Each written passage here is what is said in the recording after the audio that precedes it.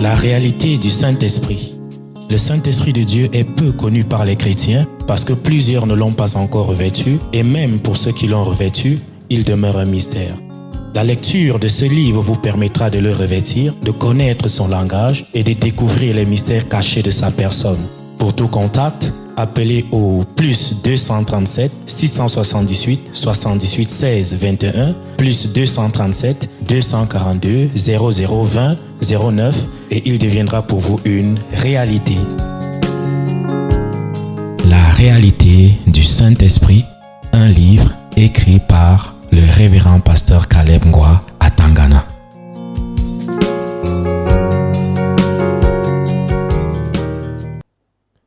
On sait normalement qu'on va à l'église pour prier le vrai Dieu.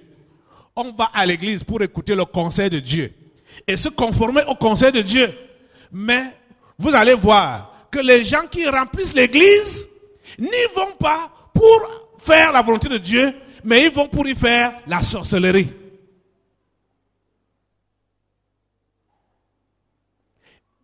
Puisque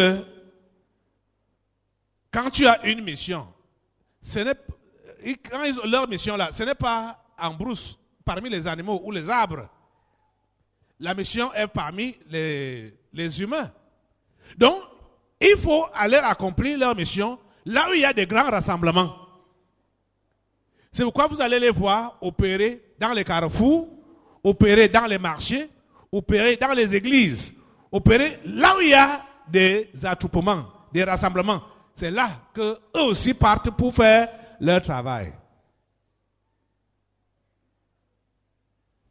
Chaque chose avec son contraire. Donc ne sois pas étonné de voir.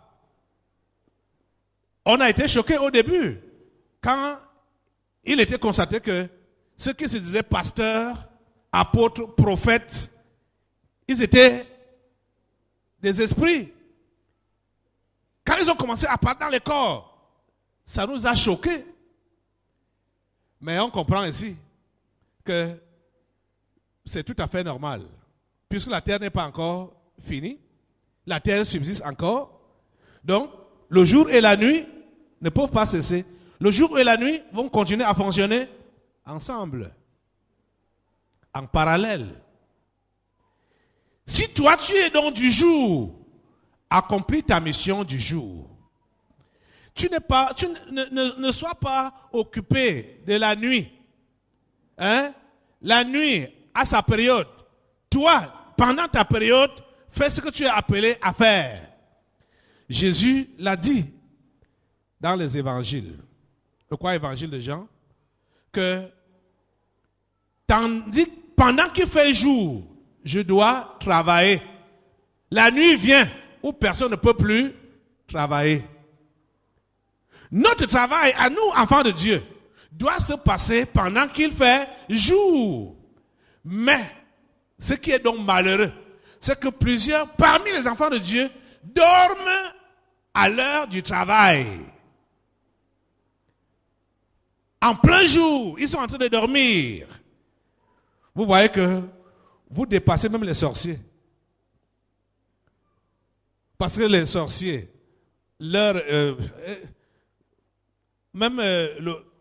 on savait que c'est la nuit, à partir de minuit là que la sorcellerie se passait. Mais vous allez voir que en plein jour, plein soleil, midi même, les gens déclenchent la sorcellerie. Je vous dis la pure vérité. En plein midi, ils déclenchent la sorcellerie. Dans le temps passé, là, on disait que la sorcellerie, les sorciers ne peuvent pas sortir là où il y a la lumière, là où il y a le courant électrique. Ça va les prendre. Ça va les frapper. Ah, ils se jouent de ça. Parfois, eux-mêmes arrêtent ça.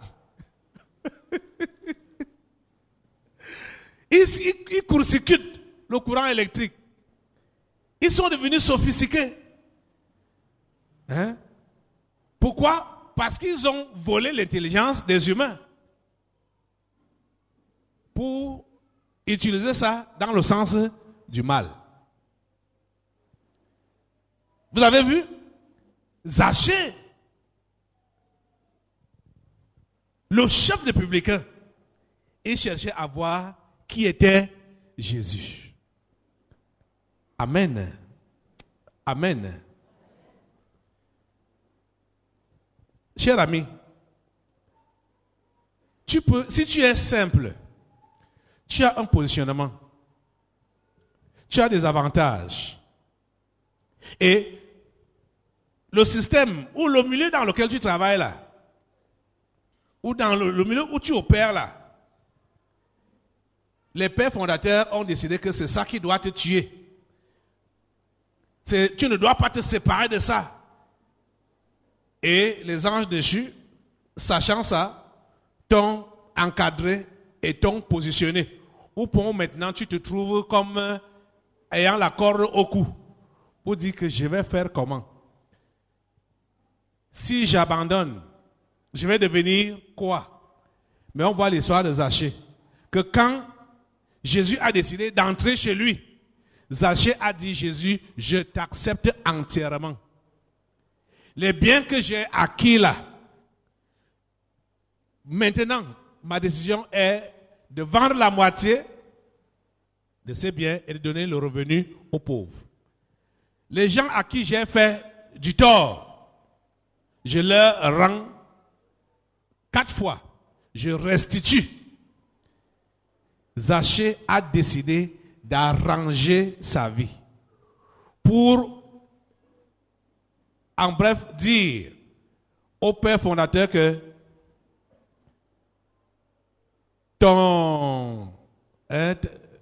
ta décision ou alors ton contrat que tu as fait contre ma vie ne va pas prospérer parce que Jésus est chez moi. C'est comme ça que vous devez dire à vos pères fondateurs que les contrats qu'ils ont faits contre ta vie ne vont pas prospérer parce que Jésus est chez toi. Et rassure-toi d'inviter Jésus chez toi. Et si tu l'as fait, que tu as invité Jésus chez toi, dis ça à tes pères fondateurs que votre contrat contre ma vie ne va pas prospérer parce que Jésus est chez moi. À partir de ton cœur, quand tu as déjà décidé de tout restituer, de tout abandonner, tu verras que ces esprits familiers n'auront plus de pouvoir sur toi. Ils n'auront plus ce pouvoir-là. Je vais vous le redire que ceux des chrétiens qui rétrogradent après avoir bien commencé ont eu un défaut à leur début. Ils n'ont pas tout restitué. C'est pour cela que ça les rattrape. Même si tu restitues à 99%, le 1% va te rattraper avec du temps. Quand tu deviens chrétien, c'est-à-dire tu dois te convertir radicalement.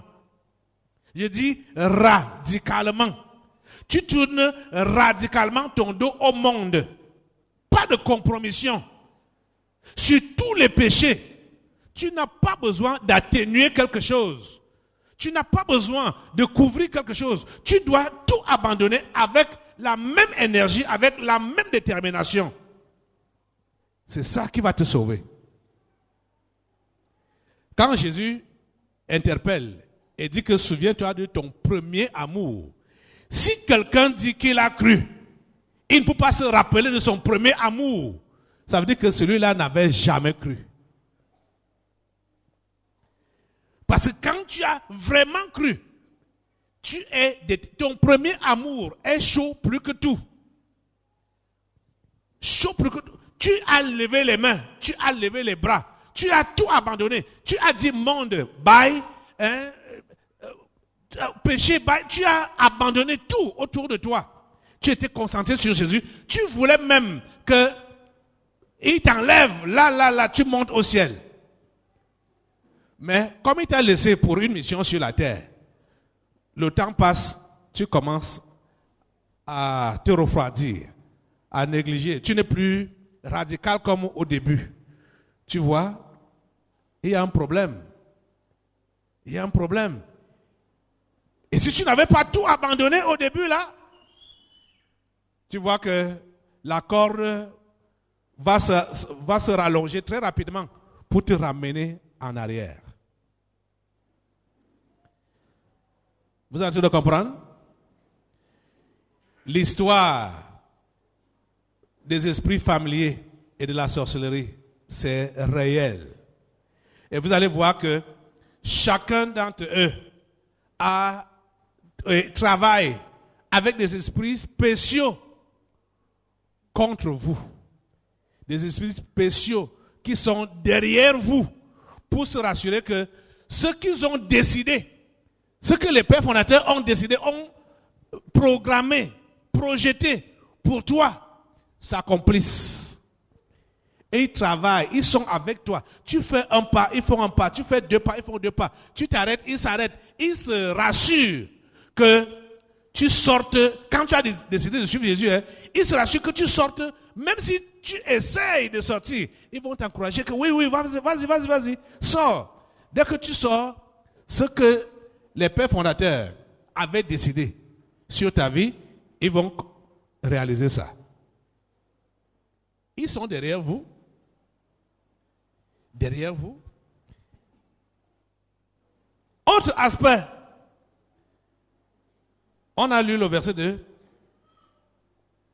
On nous dit au verset 3, mais parents de Zachée, mais ils ne pouvaient y parvenir à cause de la foule, car il était de petite taille. Il courut en avant et monta sur un sycomore pour le voir, parce qu'il devait passer par là. Tant que la terre subsistera, le jour et la nuit ne cesseront point. Vous voyez que même ici, là, le diable a récupéré ce geste de Zachée. Et c'est comme ça qu'il récupère tous les bons gestes. Donner, c'est un bon geste, non? C'est bien. Hein? C'est recommandé par Dieu de donner, de faire des largesses. C'est bien, non? Mais quand le diable donne, c'est pour récupérer. Lui ne donne pas pour donner, il donne pour récupérer. Donc en fait, pour lui, donner, c'est dépouiller. Quand vous voyez ces sectaires dire qu'ils font les dons dans les hôpitaux, orphelinats, machin truc, c'est pour faire quoi? C'est pour sacrifier. C'est pour récupérer. Tu ne peux pas dire que tu fais une largesse ayant un mauvais cœur, étant un sanguinaire. Tu donnes l'argent du sang pour que ça fasse quoi? Que ça verse du sang. Tu donnes l'argent du vol, c'est pour que ça fasse quoi? Que ça sème le banditisme. Hein? Vous voyez ça? Regardez, on nous dit ici que comme Zachée était de petite taille, il a demandé le secours, il a eu recours au secours de l'arbre pour que l'arbre lui augmente la taille. Et grâce à l'arbre, il a pu voir Jésus. Et c'est sur l'arbre que Jésus le voit et lui dit, hâte-toi de descendre. Parce qu'il faut que je demeure aujourd'hui chez toi. Mais l'ennemi de son côté a dit, l'arbre a aidé Zachée. Moi aussi je dois utiliser l'arbre pour détruire ceux qui ont l'appel de Zachée. C'est-à-dire ceux-là qui sont les élus de Dieu. Ceux qui sont des élus de Dieu et qui auraient besoin du secours d'un arbre. Moi, je vais utiliser maintenant l'arbre pour les détruire.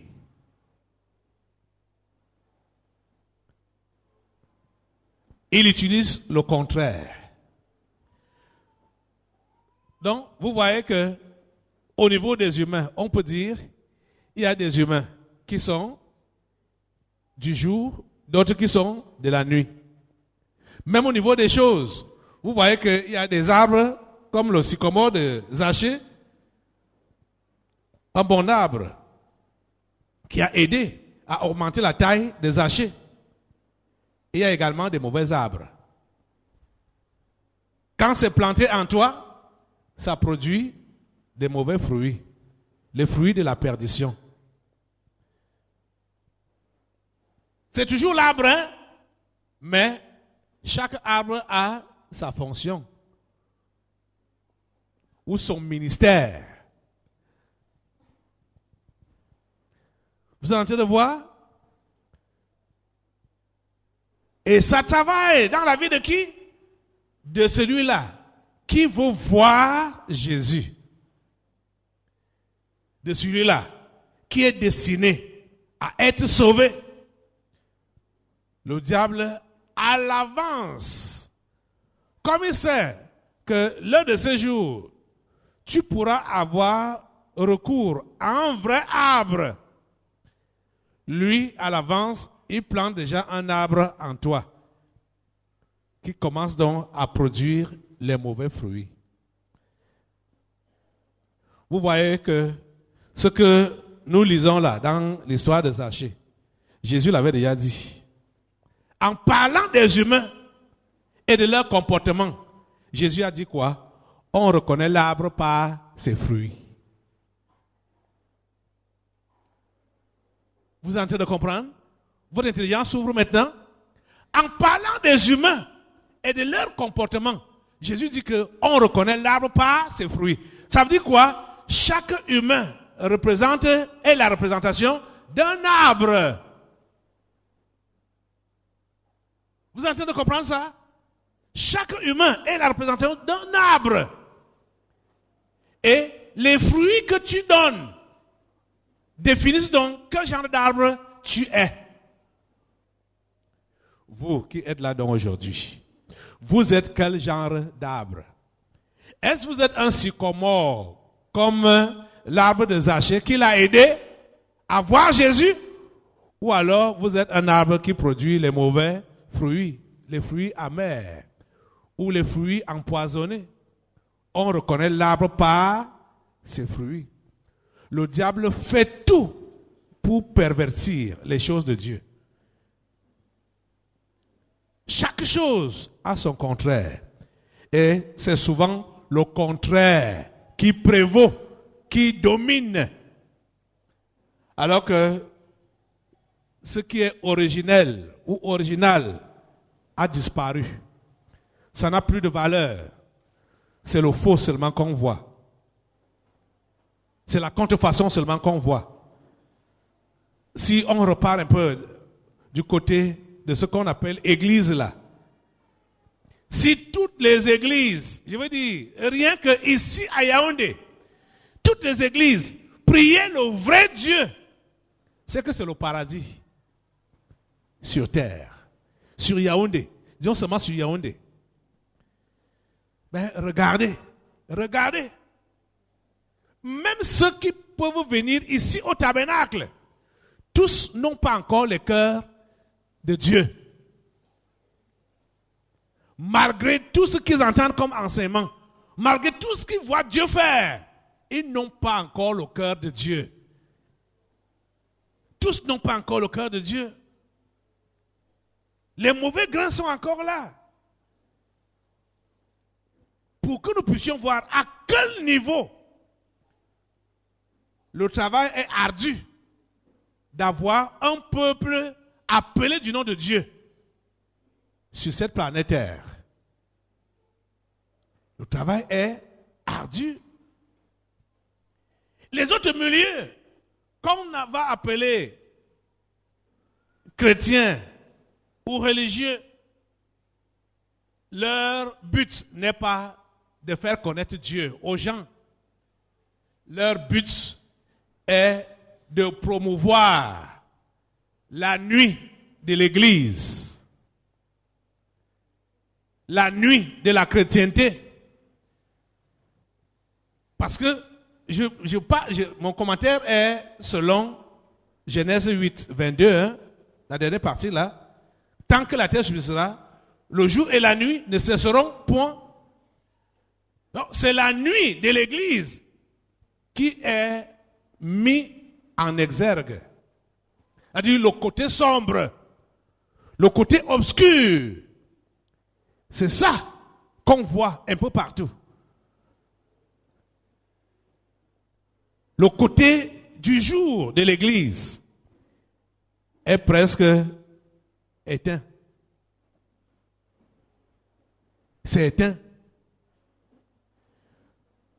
Revenons sur toi-même ou sur vous-même en tant qu'arbre. Tu as compris que c'est planté en toi. Jésus l'a dit. On reconnaît l'arbre par ses fruits en parlant du comportement de chaque humain. Qu'est-ce qui est planté en toi? Quels sont les fruits que tu produis?